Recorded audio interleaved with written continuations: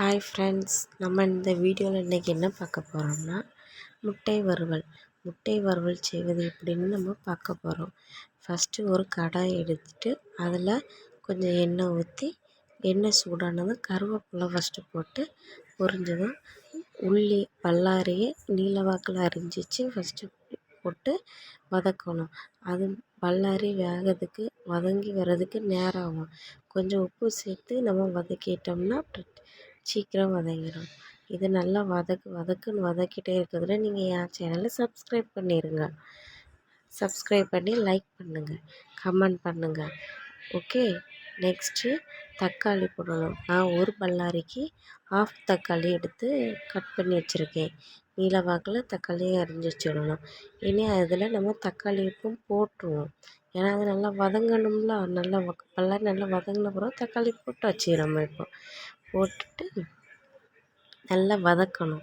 நல்லா வதக்கி இருக்கணும். நான் இங்கே வதக்குறது போல் நீங்கள் எனக்கு சேனலை சப்ஸ்கிரைப் பண்ணுங்க, லைக் பண்ணுங்கள், ஷேர் பண்ணுங்கள், கமெண்ட் பண்ணுங்கள். இந்த வீடியோ பிடிச்சிருந்தா மறக்காமல் ஷேர் பண்ணுங்கள், லைக் பண்ணுங்கள், சப்ஸ்கிரைப் பண்ணுங்கள். இனி இதெல்லாம் கொஞ்சம் மஞ்சள் தூள், கொஞ்சம் 2 ஸ்பூன் சிக்கன் மசாலா பொடி போட்டேன்.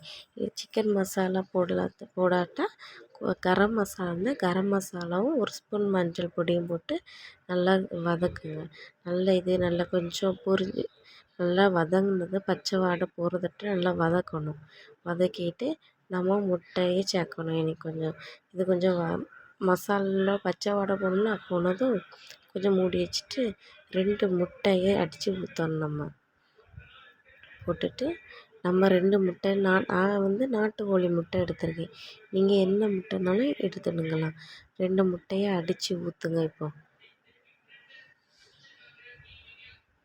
அப்படியே சைடு வாக்கில் நான் கொஞ்சம் தான் உள்ளி எடுத்தனால ஒரு முட்டை அந்த ஒரு சைடில் அப்படி 2 அந்த மசாலாவுக்கு மேலே படுறது போல் போட்டுட்டு நம்ம என்ன செய்யணும்னா இப்போ நம்ம மூடி வச்சுட்டு ஒரு 5 மினிட்ஸ் வேக விட்டுறணும். எடுத்து பார்த்தா நம்மளுக்கு வெந்துடுச்சு.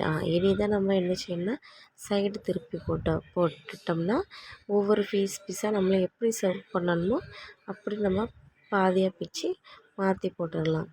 போட்டதும் இதில் லைட்டாக அந்த மஞ்சக்கரு கொஞ்சம் இதாகும்ல, அந்த இதை நம்ம சரியாகட்டும் மாற்றி போட்டுக்கிட்டு நம்ம இனி என்ன செய்யணும்னா இதோடது முடிஞ்சு இதை நம்ம கொஞ்சம் நம்மளுக்கே எது எப்படியோ இருக்கிறது வரைக்கும் போடணும். போட்டுக்கிட்டு எடுத்து சாப்பிட்டு பாருங்கள். சுட சுட அந்த முட்டைக்குள்ளே அந்த வதங்கின தக்காளியை சேர்ந்து